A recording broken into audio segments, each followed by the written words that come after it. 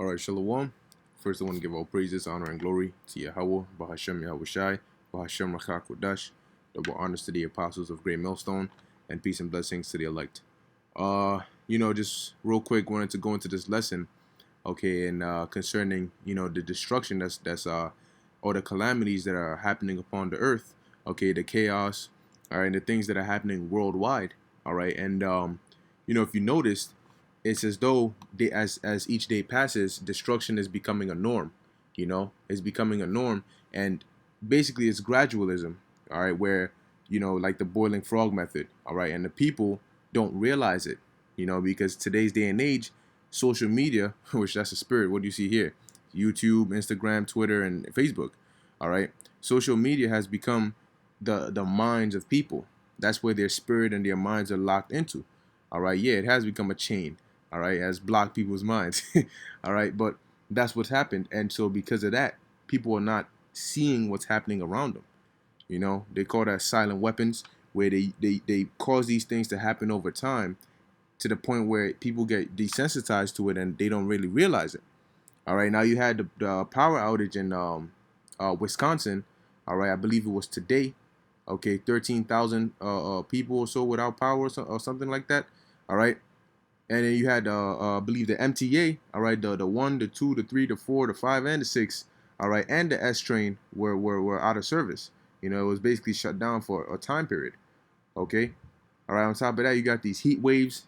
Okay, you have these earthquakes that are happening. You have the farmers that aren't able to plant food, which is causing shortages in these stores. Okay, and it's already starting. You have the economy that's being shaky because China is now saying that they're going to put sanctions on the U.S. All right, and then you have this whole thing going on with Iran in the Middle East, especially in the Straits of Hormuz, which that's causing oil prices to go up. Okay, it's going to cause oil prices to skyrocket, which is gonna take a heavy toll on the economy, man. So all these evil things are happening upon the earth, and they're continuing to grow and grow and grow, and it's as though it's become the norm.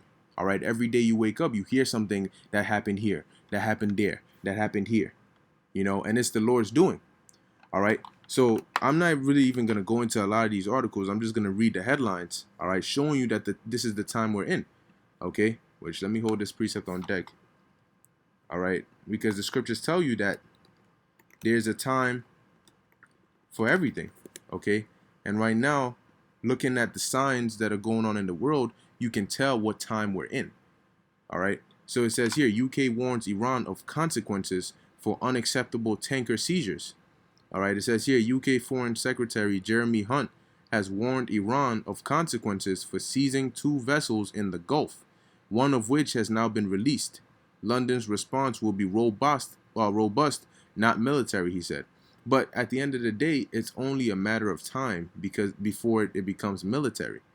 Okay, because the tensions are rising. That's like some two people about to fight. They'll first start by talking smack, then they'll get closer and closer and closer and get up close, and then at that point, somebody's gonna throw a punch. All right, somebody's gonna push somebody, and it's just gonna go like that. Okay. Another one. It says, now you had Iran come out and they said that they said, and here it is. It says the video here that the U.S. didn't down an Iranian drone. The drone they downed was actually a U.S. drone. You know, which hey man, that's actually kind of funny. All right, so it says sheer lie. Iran elite military show video proving no drone downed by U.S. in Strait of Hormuz. All right. um, let's see.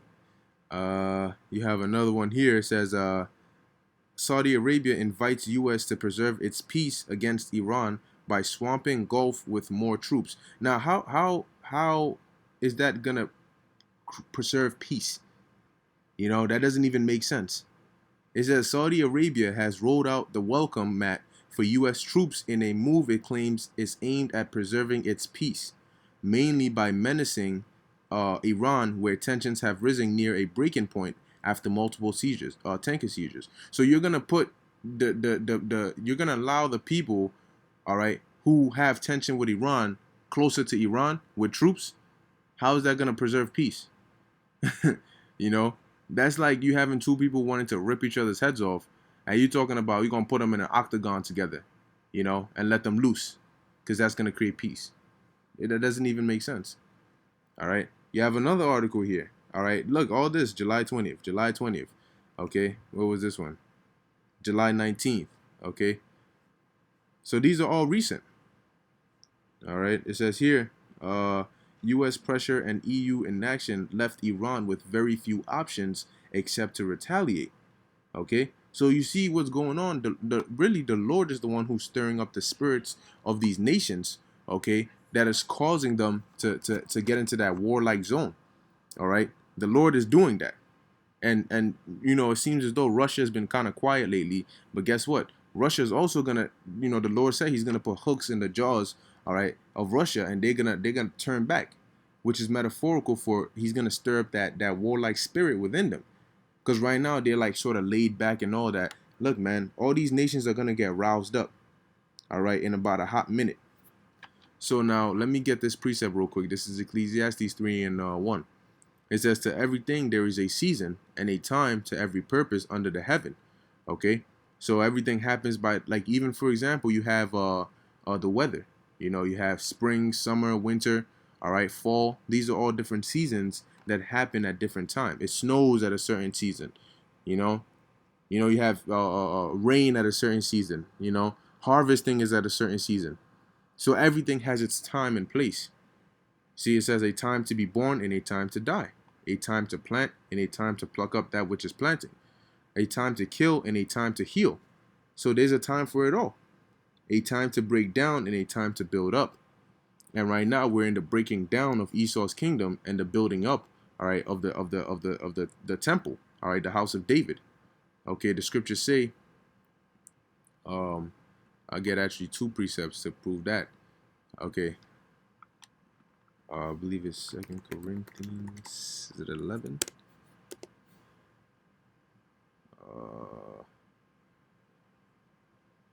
No, it's not. Of warfare. Then you have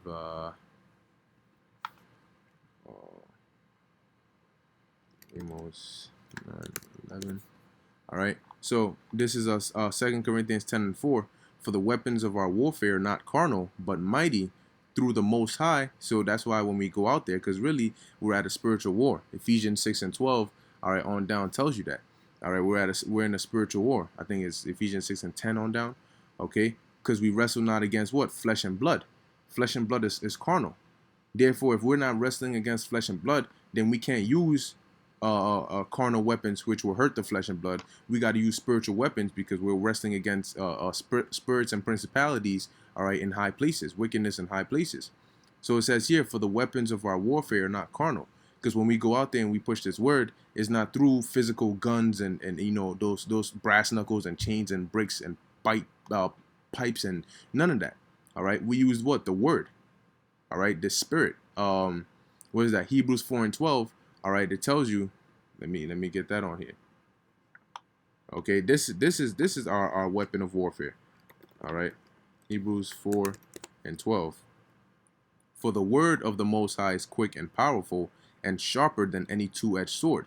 See, so instead of getting carnal, we use the word of the Most High, which is these scriptures, piercing even to the dividing asunder of soul and spirit, and of the joints and marrow, and is a discerner of the thoughts and intents of the heart. So this is our weapon, all right, the scriptures. So that's why it says the weapons of our warfare are not carnal, but mighty through the Most High. Because what is it? The word of God, the word of the Most High. All right. It says to the pulling down of strongholds, all right, casting down imaginations, all right, and well, what are some examples of those imaginations? Let's get that real quick. All right. Micah 2:1. Micah 2:1. Woe to them that devise iniquity and work evil upon their beds. When the morning is light, they practice it because it is in the power of their hands. So that iniquity that they devise, all right, they devise is a part of their imaginations. Talking about these elites. Okay, so we're casting those down, man. Everything that they come out with, we're breaking it down through the spirit and power of Yahweh Ba'ashem Yahushai. All right, and therefore their kingdom is crumbling. Okay, the more and more people wake up, the more and more their kingdom crumbles. So we're casting down imaginations and every high thing that exalteth itself against the knowledge of the Most High. Okay, and what is that? That's Esau. Okay, and his vibration and his philosophy, his wine. Okay, Esau exalted. The scriptures say, what's that scripture? It says, I think it's Isaiah 14 and 12.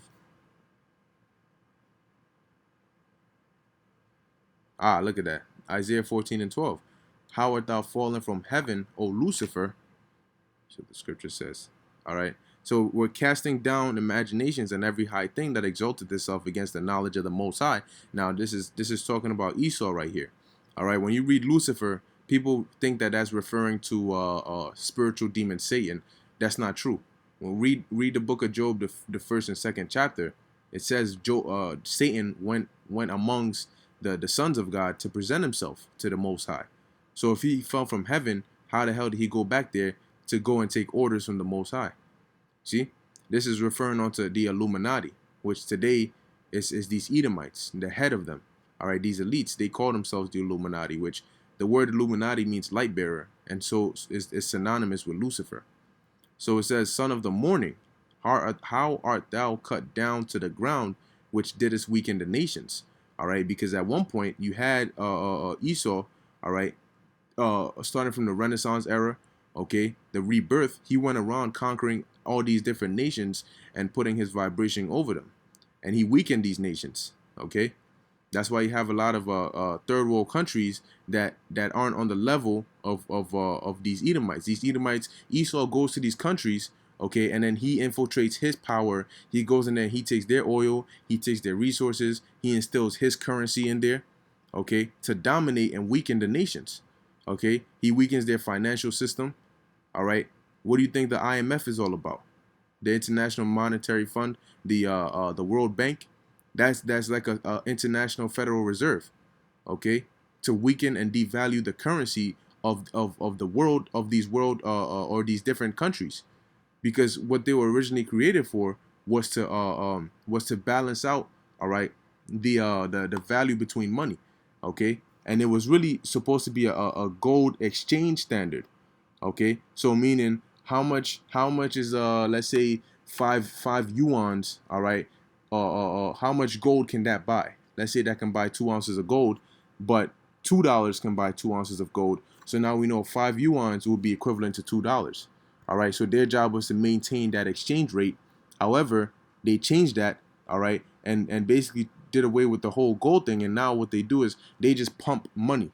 You know, they pump money out of thin air into these nations' currencies, which causes what? Inflation. Therefore, it devalues the currency of these different nations. And that's what the Federal Reserve does in the U.S. And so what? They took it global, and then they did it with they're doing it with the IMF.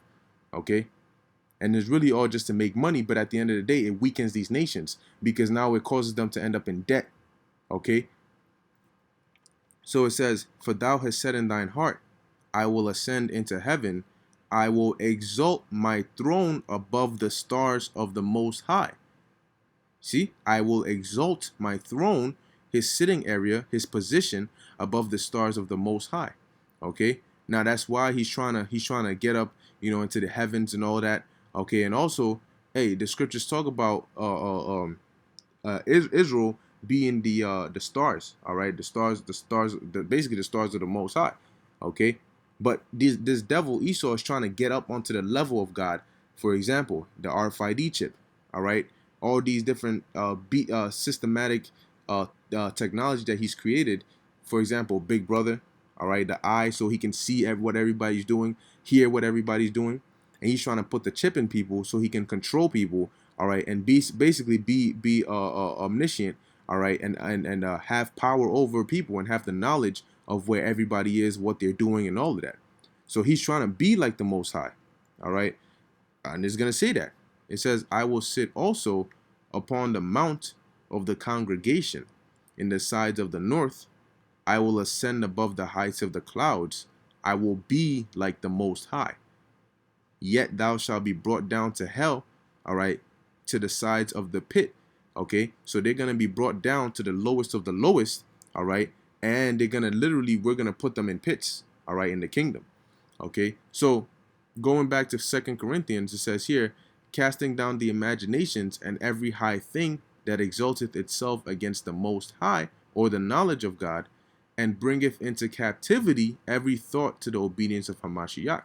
All right, and that's what we're doing with what? With our spiritual weapons. Okay. So basically, that's going back to Ecclesiastes. It says here, uh, a time to break down, and that's what we're doing. 2 Corinthians 10:4. We're breaking down Esau's kingdom, okay? And then it says what? A time to pluck up that which is plant. Oh, Salak, a time to build up.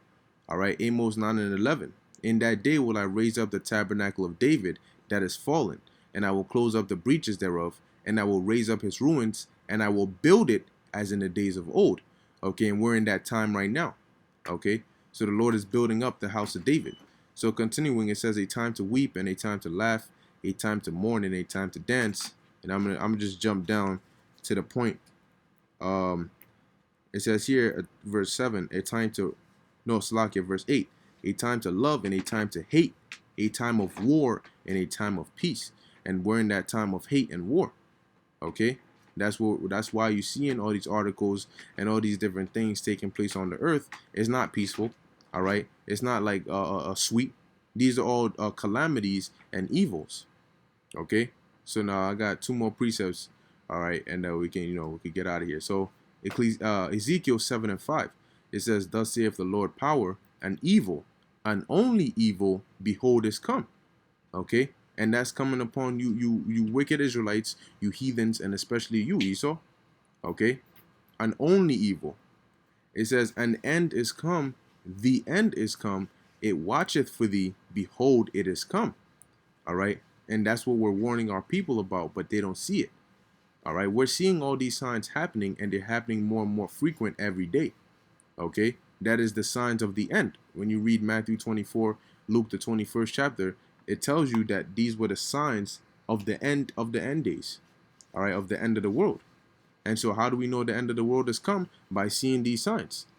All right, so this is 2nd Ezra chapter 16 verse 17. So it says, woe is me, woe meaning destruction. Now this was Ezra's he saw in a vision, all right, the things that were going to be happening in the last days. All right, and he saw, and that's why he said, woe is me, because he saw himself there. He knew he was going to be there.